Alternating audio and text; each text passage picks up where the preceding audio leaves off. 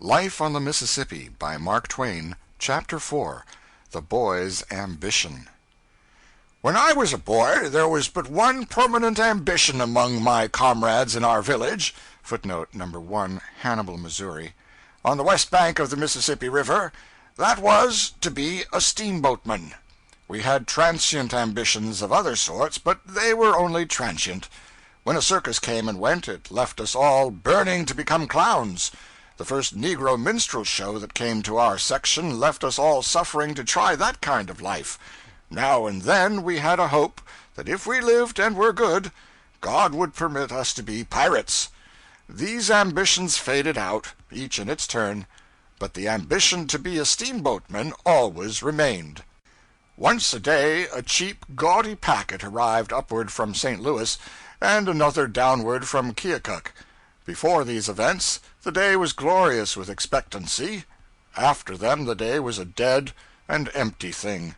Not only the boys, but the whole village felt this. After all these years, I can picture that old time to myself now, just as it was then. The white town drowsing in the sunshine of a summer's morning, the streets empty, or pretty nearly so. One or two clerks sitting in front of the Water Street stores, with their splint-bottomed chairs tilted back against the wall, chins on breasts, hats slouched over their faces, asleep, with shingle shavings enough around to show what broke them down, a sow and a litter of pigs loafing along the sidewalk, doing a good business in watermelon rinds and seeds, 2 or 3 lonely little freight piles scattered about the levee, a pile of skids on the slope of the stone-paved wharf, and the fragrant town drunkard asleep in the shadow of them. 2 or 3 wood flats at the head of the wharf, but nobody to listen to the peaceful lapping of the wavelets against them. The great Mississippi, the majestic, the magnificent Mississippi, rolling its mile-wide tide along, shining in the sun, the dense forest away on the other side, the point above the town, and the point below, bounding the river glimpse and turning it into a sort of sea, and withal a very still and brilliant and lonely one. Presently a film of dark smoke appears above one of those remote points. Instantly a negro drayman, famous for his quick eye and prodigious voice, lifts up the cry, "Steamboat a-comin'!" and the scene changes. The town drunkard stirs, the clerks wake up. A furious clatter of drays follows. Every house and store pours out a human contribution, and all in a twinkling the dead town is alive and moving. Drays, carts, men, boys, all go hurrying from many quarters to a common center, the wharf. Assembled there, the people fasten their eyes upon the coming boat as upon a wonder they are seeing for the first time. And the boat is rather a handsome sight, too. She is long and sharp and trim and pretty. She has 2 tall, fancy-topped chimneys, with a gilded device of some kind swung between them, a fanciful pilot-house, a glass and gingerbread, perched on top of the Texas deck behind them. The paddle-boxes are gorgeous, with a picture or with gilded rays above the boat's name. The boiler deck, the hurricane deck, and the Texas deck are fenced and ornamented with clean white railings. There is a flag gallantly flying from the jackstaff. The furnace doors are open and the fires glaring bravely. The upper decks are black with passengers. The captain stands by the big bell, calm, imposing, the envy of all. Great volumes of the blackest smoke are rolling and tumbling out of the chimneys, a husbanded grandeur created with a bit of pitch pine just before arriving at a town. The crew are grouped on the forecastle. The broad stage is run far out over the port bow, and an envied deckhand stands picturesquely on the end of it with a coil of rope in his hand. The pent steam is screaming through the gauge cocks. The captain lifts his hand, a bell rings, the wheels stop, then they turn back, churning the water to foam, and the steamer is at rest. Then such a scramble as there is to get aboard, and to get ashore, and to take in freight, and to discharge freight, all at once and at the same time, and such a yelling and cursing as the mates facilitate it all with. 10 minutes later the steam is under way again, with no flag on the jackstaff and no black smoke issuing from the chimneys. After 10 more minutes the town is dead again, and the town drunkard asleep by the skids once more. My father was a justice of the peace, and I supposed he possessed the power of life and death over all men and could hang anybody that offended him. This was distinction enough for me, as a general thing, but the desire to be a steamboatman kept intruding, nevertheless. I first wanted to be a cabin boy, so that I could come out with a white apron on and shake a tablecloth over the side, where all my old comrades could see me. Later I thought I would rather be the deckhand who stood on the end of the stage plank with a coil of rope in his hand, because he was particularly conspicuous. But these were only daydreams. They were too heavenly to be contemplated as real possibilities.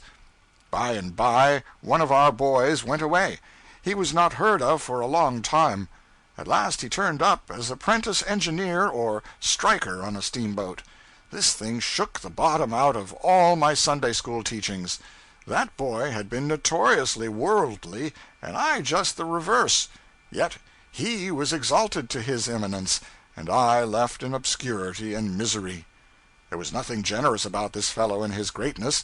He would always manage to have a rusty bolt to scrub while his boat tarried at our town, and he would sit on the inside guard and scrub it, where we could all see him and envy him and loathe him. And whenever his boat was laid up, he would come home and swell around the town in his blackest and greasiest clothes, so that nobody could help remembering that he was a steamboatman. And he used all sorts of steamboat technicalities in his talk, as if he were so used to them that he forgot common people could not understand them. He would speak of the larboard side of a horse in an easy, natural way that would make one wish he was dead.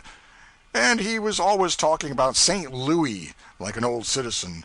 He would refer casually to occasions when he was coming down 4th Street, or when he was passing by the planter's house, or when there was a fire and he took a turn on the brakes of the old Big Missouri. And then he would go on and lie about how many towns the size of ours were burned down there that day. 2 or 3 of the boys had long been persons of consideration among us, because they had been to St. Louis once and had a vague general knowledge of its wonders. But the day of their glory was over now. They lapsed into a humble silence, and learned to disappear when the ruthless cub engineer approached. This fellow had money, too, and hair oil. Also an ignorant silver watch and a showy brass watch chain. He wore a leather belt and used no suspenders. If ever a youth was cordially admired and hated by his comrades, this was one. No girl could withstand his charms. He cut out every boy in the village. When his boat blew up at last, it diffused a tranquil contentment among us, such as we had not known for months. But when he came home the next week, alive, renowned, and appeared in church all battered up and bandaged, a shining hero, stared at and wondered over by everybody, it seemed to us that the partiality of Providence for an undeserving reptile had reached a point where it was open to criticism. This creature's career could produce but one result, and it speedily followed. Boy after boy managed to get on the river. The minister's son became an engineer. The doctor's and the postmaster's sons became mud clerks. The wholesale liquor dealer's son became a barkeeper on a boat. 4 sons of the chief merchant and 2 sons of the county judge became pilots. Pilot was the grandest position of all. The pilot, even in those days of trivial wages, had a princely salary, from $150 to $250 a month, and no board to pay. 2 months of his wages would pay a preacher's salary for a year. Now, some of us were left disconsolate. We could not get on the river. At least our parents would not let us. So by and by I ran away. I said I never would come home again till I was a pilot and could come in glory. But somehow I could not manage it. I went meekly aboard a few of the boats that lay packed together like sardines at the long St. Louis wharf, and very humbly inquired for the pilots, but got only a cold shoulder and short words from mates and clerks. I had to make the best of this sort of treatment for the time being, but I had comforting daydreams of a future when I should be a great and honored pilot with plenty of money, and could kill some of these mates and clerks and pay for them. End of chapter 4.